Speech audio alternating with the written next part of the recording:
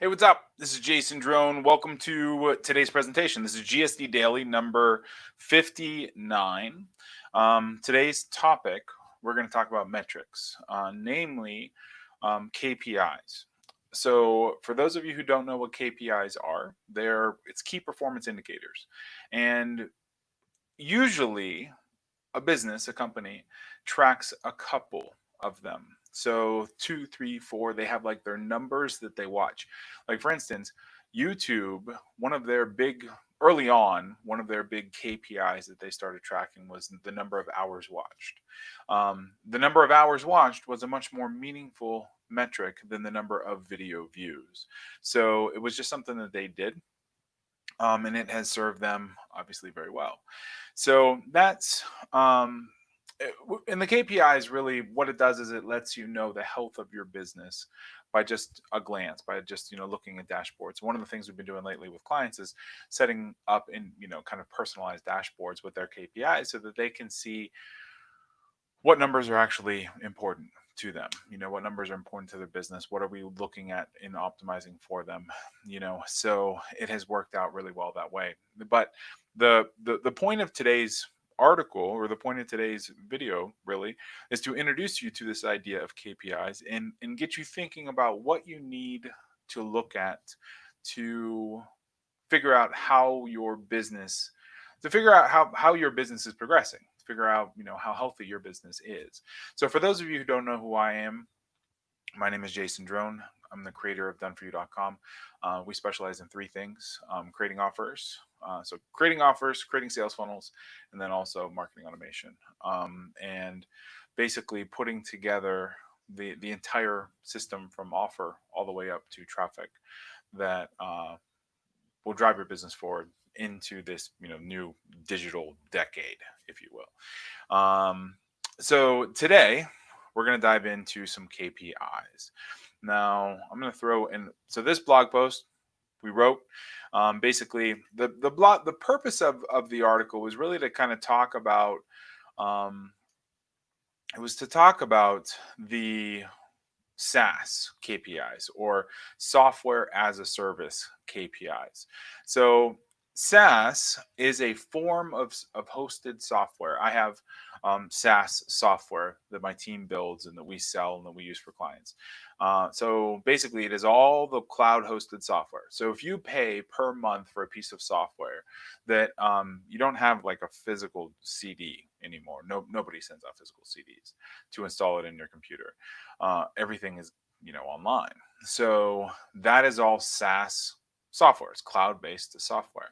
Now, SaaS software has a very mature business model because of venture capital, because of all the money that has been put into it over the last 20 years. So typically, SaaS companies they look at data differently than the rest of us. They're way far ahead of where we are, or where most digital businesses are, because they've been forced to be that way because so much of their world runs around venture capital and angel funds and everything else. So oftentimes when you're looking for how to use data, the best place to look is in that software category. So for SaaS, there's a lot of early stage startups and late stage startups, and this is really for any business. Every stage of business kind of has their own fundamental metrics that they're looking for. So there's always like this challenge around KPIs, and that's what number is more important than others. So for early stage like SaaS startups and tech startups, they're not profitable until they are a ways in. Sometimes it's subscriber growth. Sometimes they have to do like free trials and stuff, so that there's actually a lot of loss leaders out there. They don't actually make that money back until month 2, month 3. So the metrics that a startup measures matter quite a great deal. So here's some of the KPIs that you can think about measuring when you're early stage. Or I mean, and really they're pretty simple. You hear ad agencies talk about this stuff all the time. So monthly unique visitors, how many new leads. Lead generation is a metric that we watch day in and day out. I mean, it's how many new leads came into our business, because we know that we're going to monetize the leads at some point.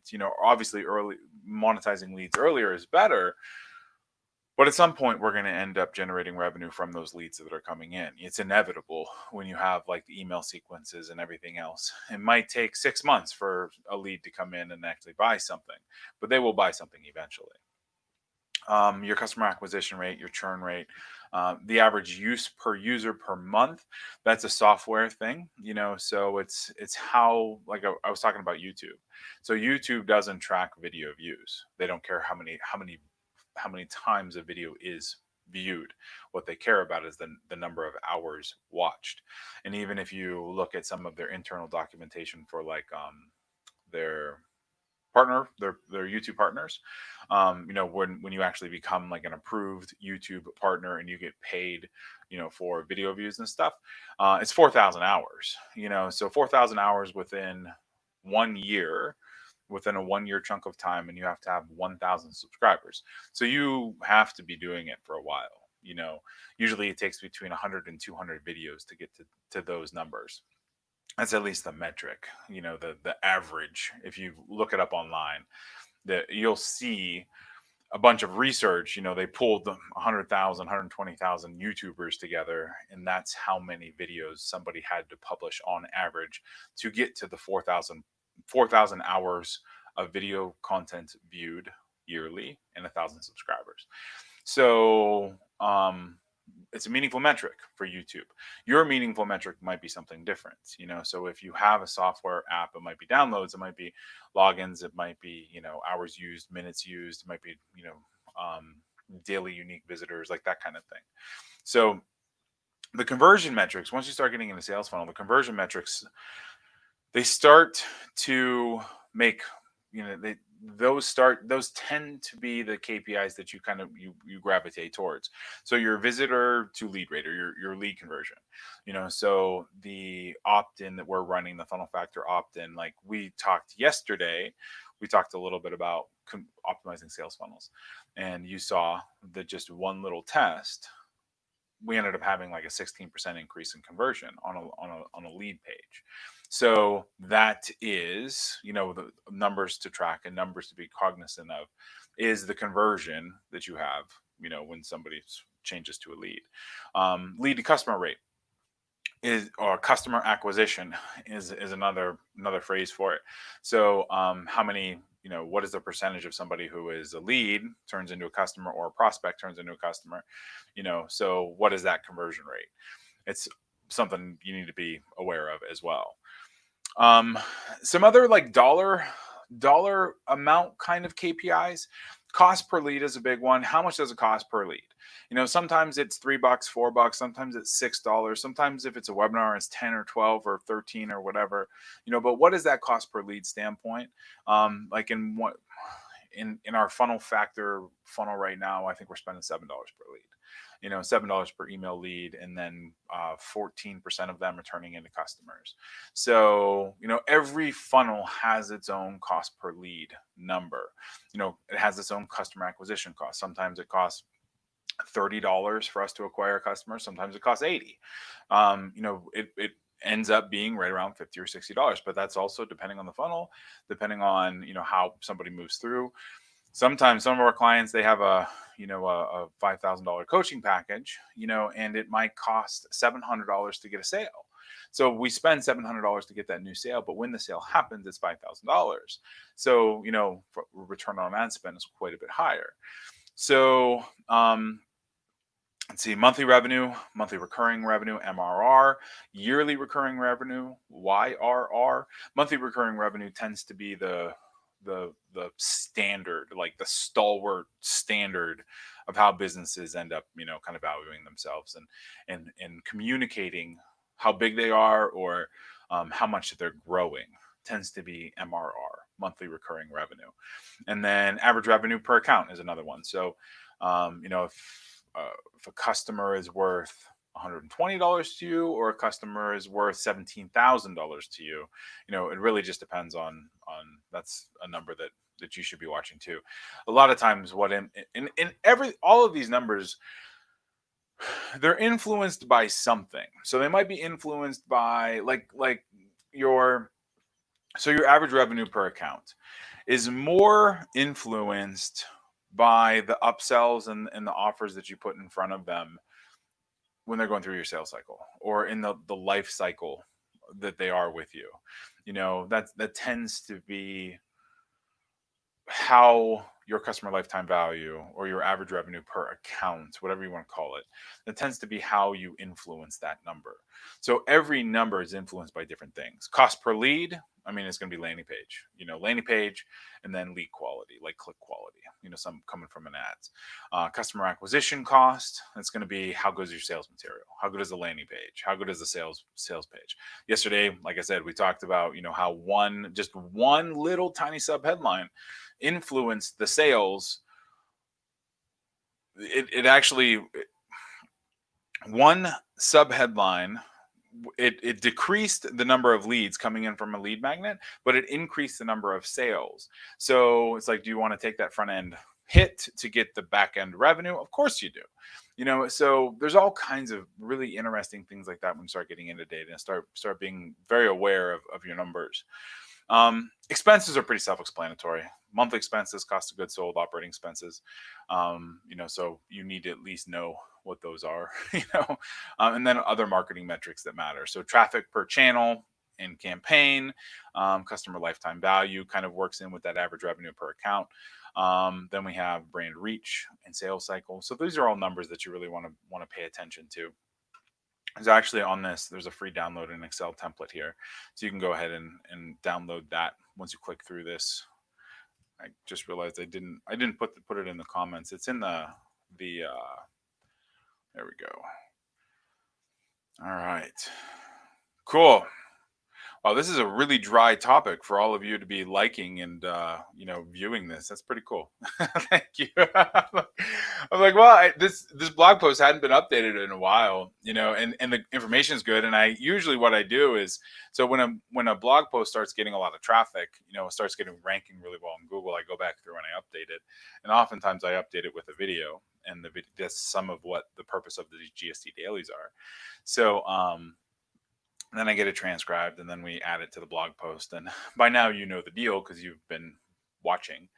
But this particular blog post is really, really well ranked for a lot of different keyword phrases, and it's particularly dry. I mean, it is like you can't like get all excited about metrics and numbers unless you're like, well, some people can, but most people can't, I don't, but I tend to geek out on this stuff, but it's hard to talk about.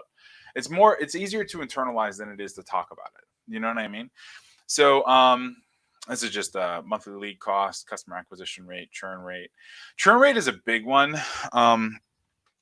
So I actually was just talking to a friend about this, and basically, like, your churn rate is how long somebody stays a member. Every membership has a churn rate. So like you might have a membership that's $67 a month, and the churn rate is in 7 months. So after 7 months on average, people stop paying. People stop becoming members with you.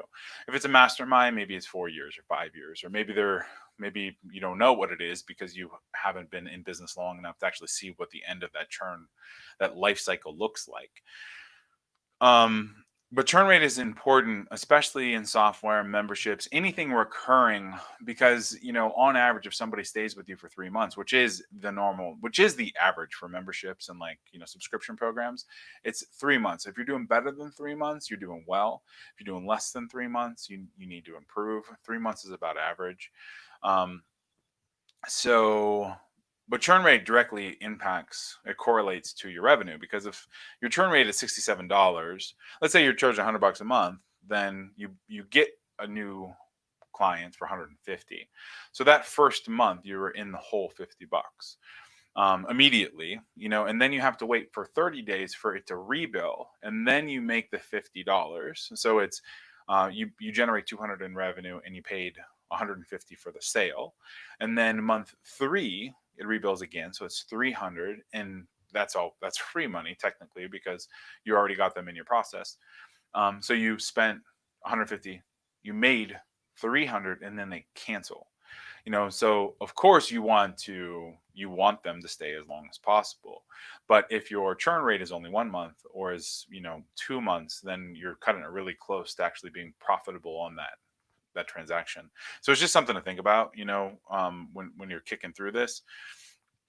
And then Mars is on. What's up, Mars? All right. Got churn rate, average use per user, conversion KPIs, visitor lead rate, blah, blah, blah. Mars knows all this stuff. Software metrics, or just metrics in general, operating expenses, traffic per channel. We kind of talked about all this stuff, sales cycle, the importance of data. So the important part is, you got to know your numbers. Actually, a really cool tool. So there's something that I have been playing around with. So there's a piece of software that I have been using for years called Cyfe. So Cyfe, CYFE.com. This isn't like an affiliate link or anything. I've watched these guys grow up, and I don't know how much it is now. I know I only pay that's actually what I pay, $29 a month. So they haven't increased their prices, which I don't know why, because it's awesome software. But basically, the dashboards you can create, you can build dashboards that will give you insight into your business. So, all your ad spend, your Facebook spend, your Google spend, your so some of the things that I track obviously revenue. I track website traffic. I track SEO traffic so that I know how many users we're generating on a monthly basis to Done For You, to all of our properties. But like all of our SEO traffic, it graphs it all for you. So like right now, because of this podcast organic traffic thing, I'm experiencing a 50% growth in month-over-month organic traffic, which is awesome. So since beginning of March, we've doubled, and then we doubled again in organic traffic. So in 2 months, in 59, we're on episode 59, so 2.5 months now. Ad spend, clicks, conversions, leads, revenue. So these dashboards will help you build all that stuff. Like you can end up, you basically have a dashboard, just like what's up on the screen here. You have a dashboard, you can add your widgets in, and then you can plot them, and you can track. All I care about is Facebook video views. All I care about is YouTube views. I care about search rankings. I care about overall traffic. I care about invoices paid versus invoices sent. So just real quick, you can just throw up a dashboard. Boom, boom, boom. I check it every morning. I see how the previous day was. And then every once in a while, I'll there'll be a blog post that pops off. So it's like, all right, I'm going to go figure out why it did. So it's a really great tool for keeping like a top level view of your business and of the numbers in your business without like being overrun by data, without having to just like being crushed by it. You know what I mean? So there's some other good tools, but Cyfe tends to be the one that I refer people to. I mean, we've been putting like ad specific dashboards together for our clients, but this is the one I use for tracking all of our internal stuff, and it works out real nice. It takes a little bit to set up, but it's nice. So if you have any questions at all, just let me know. If you would like to talk about setting up a sales funnel or putting together an offer or building marketing automation and running traffic to your business so that you get more leads and convert more clicks into clients and customers, then go to doneforyou.com/start, and we can put all of this together, all of this to work for you. That's about it for today. So I don't think we have any comments in here, so I think we're good. Sweet. So tomorrow is Friday. Tomorrow is the last day. We got I'm not sure what we're talking about. I think we're going to talk about some Facebook ads, some optimization, and at 10, and then at 11, Aaron Parkinson and I are jumping on with Sales System Experts, and we're going to talk about something else conversion related. So I'll talk to you soon. All right. Thanks.